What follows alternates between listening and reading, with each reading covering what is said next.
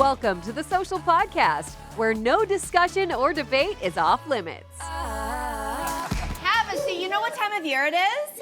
It's teacher season at the Social. You know, there's a lot of teachers often joining us. To all of you in the audience, you look gorgeous. Thank you for being here, all of you. Thank you so much.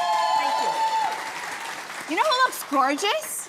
You know who looks really gorgeous? Content creator and author Stuart Reynolds, a.k.a. Brittle Star, who is back. Very nice. We're going to ask you, I mean, the suit is amazing. It's going to make sense to the audience a little later, right? I don't know if it will. At least you're honest. We'll try. Exactly. We'll that. circle back. Okay, everybody, if you don't know about this, Coldplay kicked off the first of 4 sold-out shows at Toronto's brand new Rogers Stadium last night. That's Monday night. There's a massive temporary outdoor venue that even Chris Martin had doubts about. So take a look at what he said to the 50,000 fans that made their way 25 kilometers north from downtown Toronto. Take a listen. And we'd like to say thank you so much for coming through all the bullshit you have to come through to this weird stadium in the middle of nowhere. So thank you for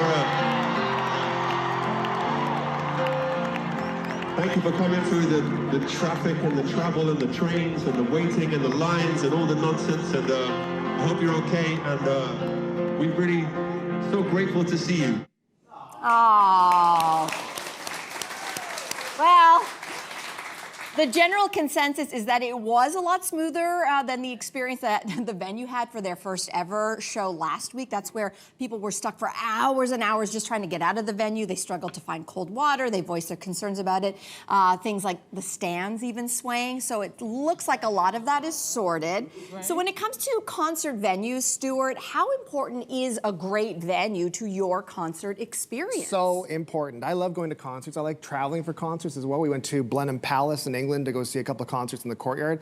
First show we went to there was fantastic. It was the first day of summer. It was beautiful weather. It was sunshine. It was dry. The second year we went, it was raining. It was 9 degrees. Less fun. Less fun. Way less fun. But we also went to Royal Albert Hall to see the band ABC with a full symphony. And we had a box seat with buckets of champagne and our own little private area. It was fantastic. Fancy. It was amazing. I don't know if I'm willing to go to a bush party for a concert though. Maybe would there have been a time, like I was thinking about like Lollapalooza back in the 90s, right? People traveled quite a long way and they knew because it was a festival, it's an outdoor thing, it's several days, you know, it's all set up that way and that's a particular era that we can do that maybe? Yeah, but let's talk about the ticket prices. You guys, they're charging us anywhere from $500 to $1,400. Yeah. That's the price for these Coldplay tickets. And you're telling me that the seats sway? You got me hoofing it for like 30 minutes before I even touched the venue, and then I heard they have this like red light, green light situation to let you out of the venue. I think this is such a fail, especially for a top tier city like Toronto. Now, most big artists, when they are doing a world tour, they'll only have like 1 or 2 stops in Canada, and Toronto is usually that place. And I do not understand how in this year, 2025, we have a stadium that doesn't serve anybody. It doesn't serve the artists because clearly Chris was not happy, and it's not serving the people who are spending a lot of money to see those artists. So why is it even there? We have a million wonderful venues, not a million, but we have wonderful venues within the city. So I don't understand how we have so many great examples that we can be like, okay, we like this from here, we like this from here, we don't like this. So if we're gonna build a new one, now we know how to make it perfectly. I don't know who drew up the plans for this, but I'm just wondering if they've ever heard of a stadium, been in a stadium. Because as part of it because it is temporary. Like this is literally, as you said at the top, it is potentially going to be destroyed in 2 years because this is designed to be a mixed venue. Why are we doing kind that? of area. Even that doesn't make any sense. Well, to I don't me. know what eventually is going to be. Somebody wants to make a money. lot of money. Yeah. That's usually what you. And in that case, I don't know why you would be incentivized to make sure it's top notch and has like, all the bells and whistles. Like it makes sense to me that it is kind of a skeleton setup because they don't plan to have it there very long. Okay, so I'm gonna just be the one on the panel to go the whole other direction. Torontonians, we are spoiled with artists that come to this city. I think we have to remind ourselves that we love the fact that people come to this city like a Coldplay. We are their only Canadian stop. And you know why they're here? Because there was a stadium built. They only do stadiums. That's their whole tour. If you actually look at their website, everything is Wembley, stadium, this, stadium. They don't do shows for under 50,000 people. You know where it can hold that? this temporary stadium. So in my mind, I would say, listen, it is far from perfect. We are spending a lot of money, but it's a lot cheaper than having to buy a flight, a hotel room, other tickets to another city. I disagree. We are so spoiled here. I would rather. Vancouver is watching, going, come to Vancouver. Vancouver is watching, going, what are you guys doing over there? It makes no sense. That's what they're saying. No. As a person who will get on a flight and book the hotel, I'm going because I want the experience. I'll pay the top dollar. By the way, again, these ticket prices are not cheap. So you want me to pay top dollar and go, well, because I'm spoiled, I'll just sit in these swaying seats and then wait 30 minutes before I can actually get to the venue? It makes absolutely no sense, and this is, it's just that we are so used to big artists coming here. Yeah, but if I'm a big artist, I'm not coming. Yeah. I'm not doing that venue. If I'm Chris Martin, I'm calling all my rich friends going, whatever you do, if you go to Toronto, don't go to that venue. You're not going to like it. If you bring some coasters, you can put them under the seats and stop them from swaying. It seems like a simple thing. Yeah, you know, like in a bar. $1,400 a ticket, I'm not bringing coasters. You're not doing that? No, not for $1,400 a ticket. There were some people also who traveled long distances, and they were confused because it said Downsview Park, and I guess they assumed that it was downtown. They didn't read the full thing, and also they saw the name, you know, I don't know, and they associated with a different venue. So they were confused. They showed up at the wrong venue as well. And it's not their fault because I went on Ticketmaster just before the show, and it just says Rogers Center. So if you're not from here, stadium. But if you're not from here, you don't know the difference between a center and a stadium, so you're thinking you're going to the one downtown. So even the wording is not very clear. Can I just really quickly just say that this morning somebody offered me free tickets to go see this, and I called my partner to say, like, do you want to take Jaya might be interested, our son who is 12 years old, who's also into music. And I didn't realize my son was still in the car with his dad, and he heard this conversation. I was like, I don't want to go to this. It sounds like a nightmare. Do you want to go? And Jason's like, I don't want to go either. And so Jaya's like, I want to go.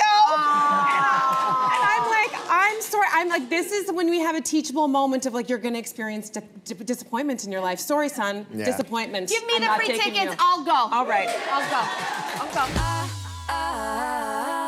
So Southern Charm star Craig Conover revealed on the Toast podcast that he uses ChatGPT as a therapist since his breakup with Paige DeSorbo. So Stuart, what do you think about this whole trend of using AI as a therapist? As a therapist, I think it's probably not the healthiest thing in the world. To me, like it'd be like it's like a budgie asking a mirror for advice. It'd be like, how do I look today? You look amazing. It's fantastic. ChatGPT is like asking your crush for advice as well. It's like they just want to make you happy. They want to make you sated and feel like you got something out of it. That's a therapist's job, is to make you cry. That's it. In a good way. In a good way. I feel like some therapists would maybe beg to differ. In a good way. In a good way. Your sister's a therapist. She is, actually, and I think she would have some thoughts about this. Obviously, she doesn't want to be like AI'd out of a job.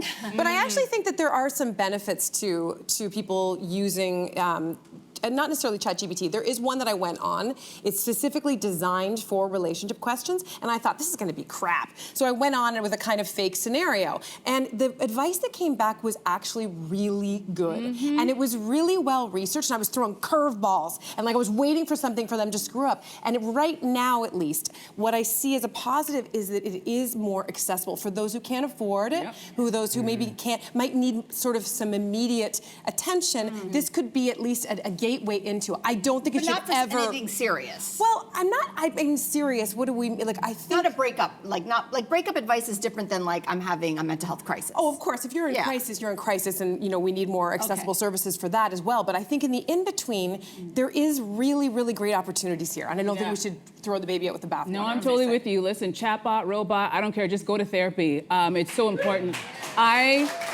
I started going to therapy about 10 years ago, and prior to that, I think I was just like most people, muddling through your life problems, just figuring that you just eat ice cream and it'd be okay, and then you realize, oh boy, I'm surprised I'm not in jail.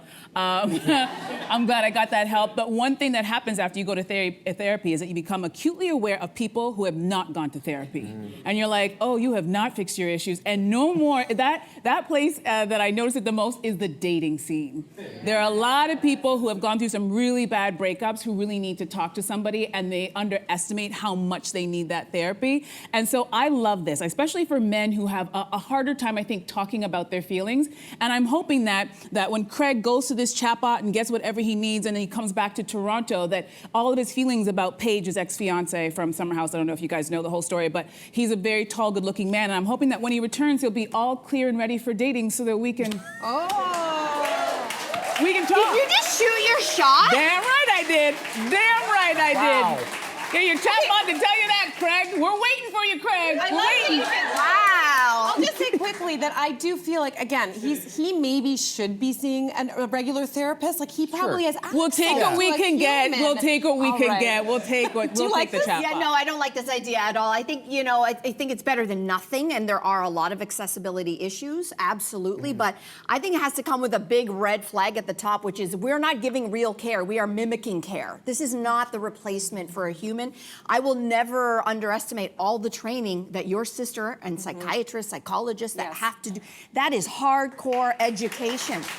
I don't, and there's something about therapy and talk therapy in particular that a computer will never understand. It won't understand body language. It won't understand tone. It won't understand nuance. It doesn't understand, there's so many emotional triggers that you just simply cannot replicate on a computer. And quite frankly, it is the human touch that I think is also part of the healing. I actually think that if you're trying to deal with other humans, you should be dealing with another human to get there. Well, so I don't know. I would never But what about replace it. those are valid points, but what about giving you those tools until you can find, because finding the right therapist, that in itself is a whole other thing. That's like dating all by right, itself. exactly. So Yeah. maybe it just gives you the tools to figure it out while you're just kind of having sleepless nights until you find the right person. I like that idea. I didn't think that you were going to take this angle at all on this. I thought you were going to be totally against it until I realized you're just shooting your shot. Well, it's always about shooting the shot. You'll realize that. Stick around. All right, so let's move on. According to the men's style expert at GQ, the skinny boy Playboy mustache is the facial hair of the moment. They do not like it already? Oh my gosh. Okay. They say, wait, let me get through this. Wait, ladies, wait. Oh my gosh. They say it's daring and sultry and gracing the faces of celebs like Jack Innanen, Benson Boone, and Charles Melton. So I already know how you guys feel, but I'm gonna ask the question. The Playboy stash, yay or nay? No, eh? I might be a lone Tell me how you wolf really in here. feel. I kind of like it. I like it. I think I kind of like it because, like, okay, so in the 80s, we know a lot of Hollywood hunks. No one uses that word anymore because it was a very particular era of the Tom Sellecks and the Burt Reynolds. They had those big bushy mustaches. And but then it popped up in another place. It was in porn, vintage porn movies, okay? And I'm just saying that then it became a sort of like queer, like we saw it a lot on like queer icons. So now it's this kind of like complex metal dancing. I just think it's like it's a bit sexy, it's a bit porny, it's a bit queer, and I kind of like all of it. Okay, quick question. How much vintage porn are you watching that you would notice the facial hair of the actors? This is for my TED Talk at some point, which I watch a lot of vintage porn, I will say, and we will leave that for another. Wow. Stuart, would you like to share? I'm just concerned about the family talk that would happen to him. Where's Mommy? Downstairs with her projector. I'm not allowed to. My wife would shave it off, if not strangle me, if I grew one of those mustaches. I look like someone. If I grew a mustache, I would look like someone who was trying to break into the porn industry and couldn't do it. It's not a good look. I would end up being on a list somewhere. Listen, I think facial hair is the push-up bra for the face for men. Like, it can hide a multitude of, a thin lip, a soft chin. Facial hair helps a lot of guys, so I think it's fine. But we also have to point out the obvious. Every man that was up there was a good-looking guy who didn't need facial hair or, the mustache or no mustache. But I think it's very important for a lot of men. Some of us are dating and in love with men where if we saw them without that beard, we would break up with them immediately. So I'm here for the facial hair. Yeah, I'm not. I say nothing screams narcissist like that mustache. So someone wrote to the Washington Post, advice columnist, saying that they ate at a restaurant where most of the dishes were under-seasoned and just bland. And they want to know if they should have complained to the waiter or if that would be causing a scene. So Andrea, causing a scene or do you stay quiet? If you want me to cause a scene, let me go to a restaurant, put down my hard-earned money, and leave hungry and angry because the food wasn't good. That's the scene you're going to see. I really am. I'm trying to wrap my brain around people who feel like they can't speak up. It's like you're paying for a service. You came here to eat food prepared by these wonderful people, and if you're not happy, they are there so that you can get what you'd like. Send it back and say, can I have something like, something different or more salt or more seasoning? I don't understand it, but I do think that the people who are uncomfortable, this might be speaking to the inner people pleaser in them. You're afraid for people to not like you. You think if you speak up, people won't like you. They won't think you're nice. They might do something to your food. So I think it goes a little bit deeper than that. But if I'm paying, honey, I'm saying something. I don't understand it, right? I don't get it. I'm too scared. Why are you afraid? I'm afraid the nicer the restaurant, I'm afraid I'm going to say this is underseasoned, and they're going to say, no, you're wrong. Your palate is terrible. You're an idiot.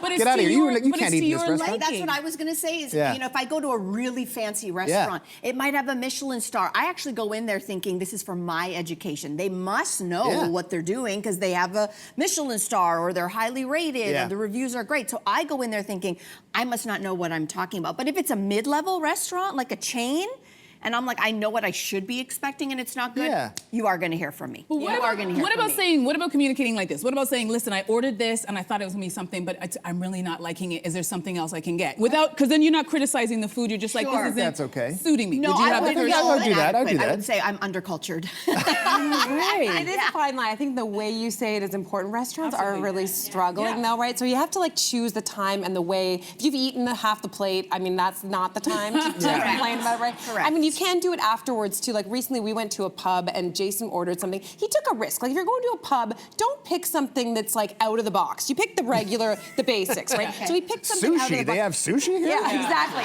You don't do that. And so he wasn't going to complain. I did because I said, you know what, this may be not working for you. And I felt entitled to do that. But I was very delicate in the way because I think they'll take that back to the chef. But you know what? My son is starting to get embarrassed by these types of things. I don't know if you have that phase where I'll go and I'll say something and then he's mortified. And you spoke up? Oh, yeah. Oh, okay. Even in the most gentle ways. So I think I'm entering that teen embarrassing parent. He'll get over it. He'll get over it. Get something else and make sure you leave full and happy. That is the whole point of going out to eat. The whole point. Speaking of parents and doing things, Stuart, you're a parent, you're doing things. You recently released a brand new book called Lessons from Cats for Surviving Fascism? Yeah.